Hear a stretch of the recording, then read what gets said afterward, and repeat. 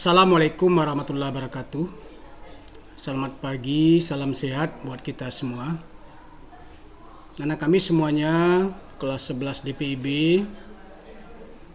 Pada kesempatan ini kita coba membahas tentang KD 32, menerapkan prosedur persyaratan gambar proyeksi bangunan gedung pada mata pelajaran konstruksi dan utilitas gedung.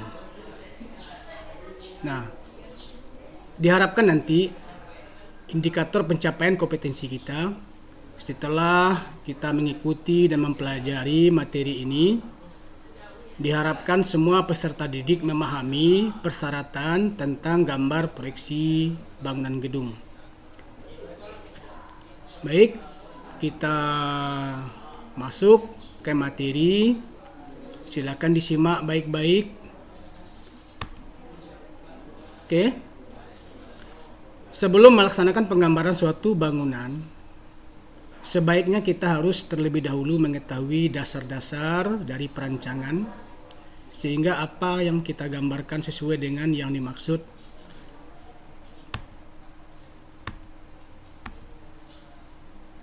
Nah, tujuan daripada perancangan sebuah bangunan adalah untuk mengetahui fungsi dari bangunan itu sendiri. Selanjutnya, penampilan dan karakter antara suatu bangunan dengan yang lainnya tentunya berbeda sesuai dengan fungsinya. Karena setiap bangunan mempunyai persyaratan masing-masing. Dari segi konstruksi, yang paling utama dalam bangunan harus kuat atau tidak mudah roboh. Adapun pemakaian sistem strukturnya tergantung juga dari perancang itu sendiri. Untuk itu, dalam menggambar bangunan perlu mengetahui tentang konstruksi karena sangat membantu dalam menyelesaikan tugas.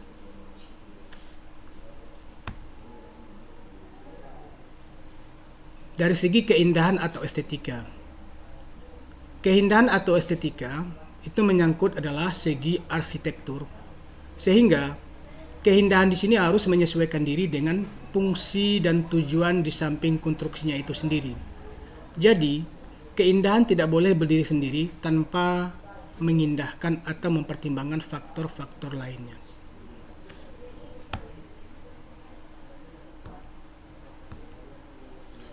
Biasanya, dalam perancangan dibagi dalam beberapa kelompok gambar. Ada yang disebut dengan gambar arsitektur. Yang kedua, ada yang disebut dengan gambar sipil. Yang ketiga, ada yang disebut dengan gambar mekanik dan elektrik. Kesemuanya menjadi satu dalam komponen bangunan yang tidak dapat dipisahkan.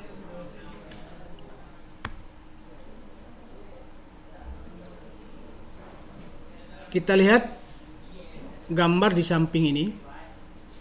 Ini adalah sebuah gambar denah yang lengkap, yang memiliki simbol-simbol, lambang-lambang, dan keterangan-keterangan sesuai dengan fungsinya masing-masing. Nah, sebelumnya kita harus mengenal dulu tentang gambar denah, gambar tampak, dan potongan.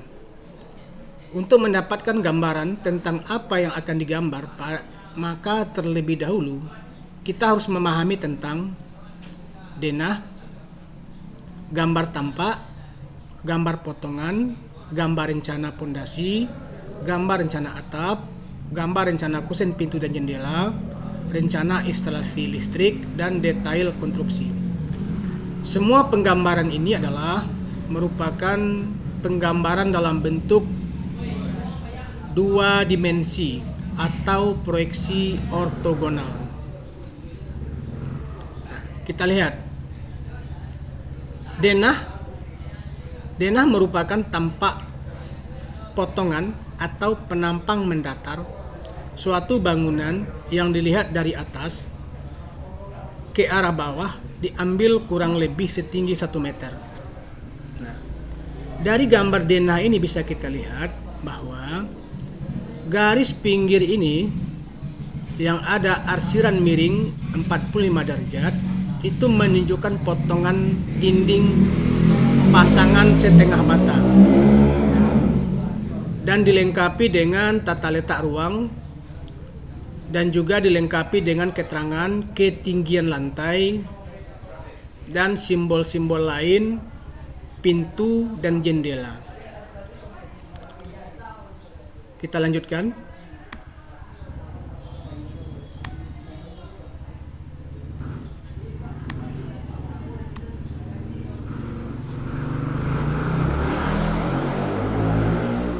Pada gambar denah bangunan itu akan terlihat beberapa item. Yang pertama, potongan dinding. Tadi di awal sudah kita jelaskan potongan dinding setengah bata. Yang kedua, potongan kolom. Apabila struktur dari sebuah bangunan itu memiliki kolom, di mana kolom itu memiliki fungsi sebagai penguat daripada struktur unsur dinding. Yang ketiga, potongan kusen pintu dan jendela. Di sini bisa kita lihat ini peletakan pintu. Ini juga peletakan pintu, ini jendela. Selanjutnya gambar penempatan perabotan. Ini pada tamu ada kursi tamu, di mana penempatannya letter L, dan juga penempatan daripada tempat tidur pada ruang tidur, dan juga penempatan kursi makan pada ruang makan atau ruang keluarga, dan juga penempatan kloset dan penempatan tempat memasak. Selanjutnya yang kelima, nama dan ketinggian suatu lantai ruang. Contoh ini ruang tidur utama. Nah, ini ruang tamu, ruang tidur, dapur, dan seterusnya. Selanjutnya jarak antara dinding ke dinding yang lain. Jarak antara dinding ke dinding yang lain itu adalah merupakan ukuran atau dimensi dari sebuah bangunan. Contoh ini kamar tidur, dimensinya adalah 3 meter dikali 3 meter. Selanjutnya simbol bahan atau bangunan. Contoh ini, pada kamar mandi ada arsiran keramik. Ini menunjukkan simbol lantai keramik dengan pola tertentu. Pada gambar denah, itu biasanya kita menggunakan skala 1:100 yang umum digunakan. Nah, atau bisa juga digunakan skala itu 1:50. Sehingga gambar denah itu akan lebih jelas. Karena skala 1:100 dengan skala 1:50 itu hasil penggambarannya akan menunjukkan lebih besar skala yang 1:50 dibanding dengan skala 1:100. Jadi kalau misalnya ini gambarnya 300 cm, apabila kita menggunakan skala 1:100, maka dalam penggambarannya adalah 3. Karena 300 dibagi 100 dapatnya 3. Oke, kita lanjutkan. Gambar tampak. Pada gambar tampak itu merupakan penglihatan mata terhadap bangunan secara tegak lurus atau vertikal sesuai arah instruksi atau kode yang diberikan. Contoh, ini adalah merupakan tampak depan dari sebuah bangunan. Pada gambar tampak itu akan terlihat fasad dari sebuah bangunan, bentuk dan model dari sebuah bangunan, yang akan diprediksikan apabila dilaksanakan pembangunannya akan terwujud seperti yang kita lihat ini.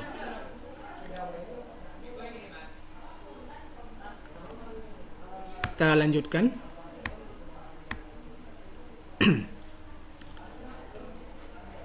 Berikutnya, ini ada dua gambar tampak. Yang pertama adalah tampak muka atau tampak depan dari sebuah bangunan. Sementara di bawahnya adalah gambar tampak samping kanan dengan gambar denah yang sama sesuai dengan rencana bentuk instalasi atap, sesuai dengan bentuk rencana atap.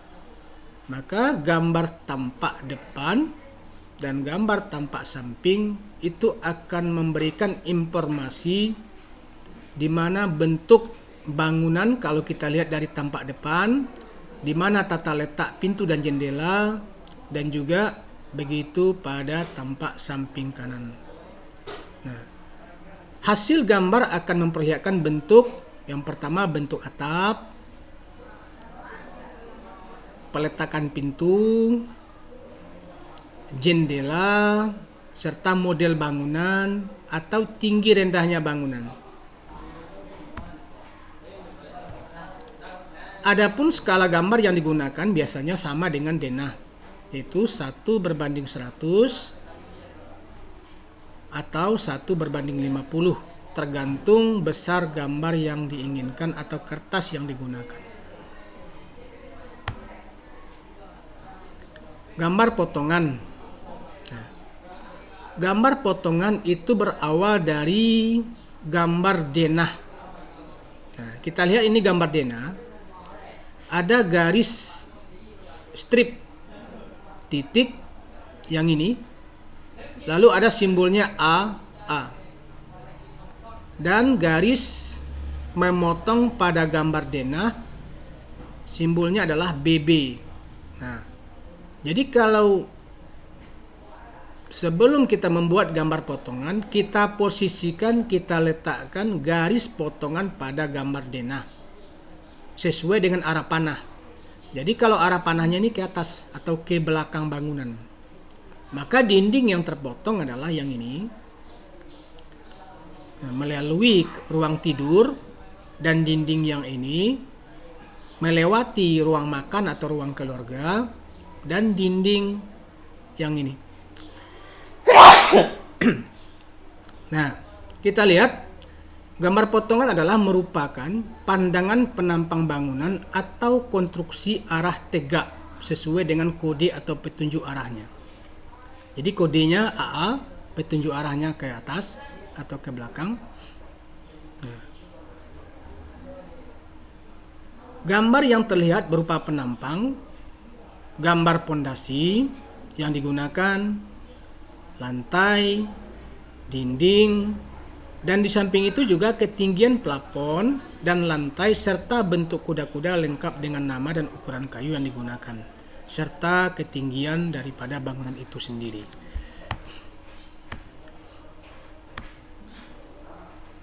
Kita lihat gambar potongan. Nah, ini. Nah, sebagaimana dijelaskan tadi, pada gambar potongan ini terlihat pondasi yang digunakan, di mana pondasi yang digunakan adalah pondasi menerus batu kali semua, ya. Dan terlihat dinding, pasangan dinding yang terpotong itu adalah setengah bata, dan juga terlihat lantai. Nah, beserta konstruksi kuda-kuda yang digunakan.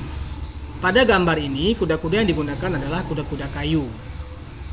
Nah, dan juga pada gambar potongan akan terlihat ketinggian daripada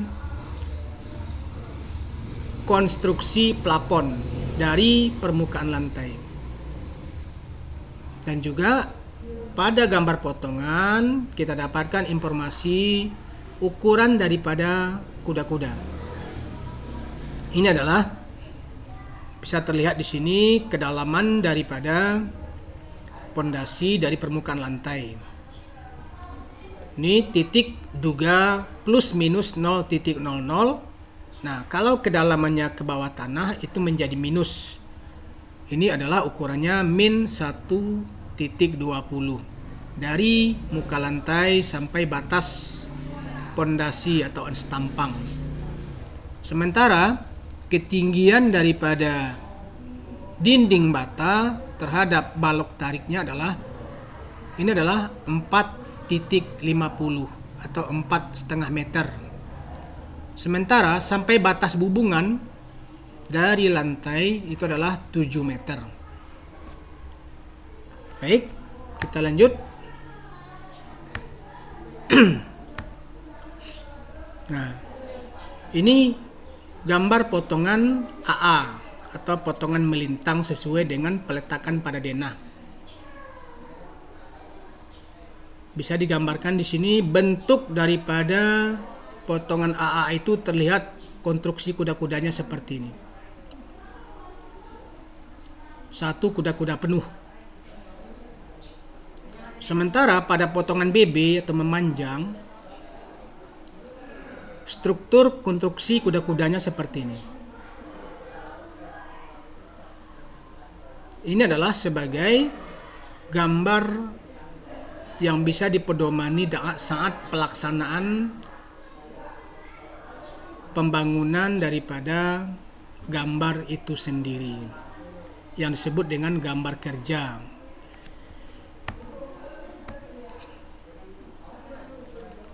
Oke, anak kami semuanya, itu tadi materi kita tentang menerapkan prosedur persyaratan gambar proyeksi bangunan gedung untuk mapel konstruksi dan utilitas gedung kelas 11 DPIB.